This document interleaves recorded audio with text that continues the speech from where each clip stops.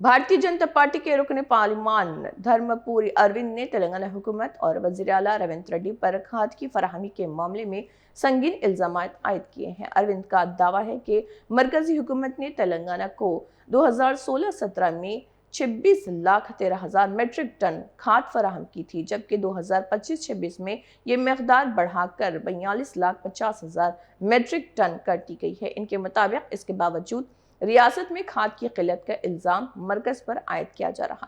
BJP रुकन parliament ने मजीद कहा कि अप्रैल से जुलाई के दरमियान DAP खाद की बेज़ाब्तगियों के सिलसिले में 28 शोकास नोटिस जारी किए गए, 9 लाइसेंस मनसूख किए गए और 3 FIR दर्ज की गई। उन्होंने दावा किया कि इन मामलात की तहकीकात में कांग्रेस से वाबस्ता अफराद के नाम सामने आए।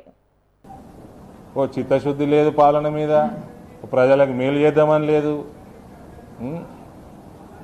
అంటే పొంకనాలు, మళ్ళా డైలాగులు, ఫర్టిలైజర్లు మొన్నటిదాకా ఫర్టిలైజర్ లేవు, ఫర్టిలైజర్ ఇస్తలేదు 2016-17లో 26.13 lakh టన్స్ ఇస్తే తెలంగాణకి 25-26లా 42.5 లక్షల టన్నులు మెట్రిక్ టన్నులు తెలంగాణకి ఇవ్వడం జరిగింది.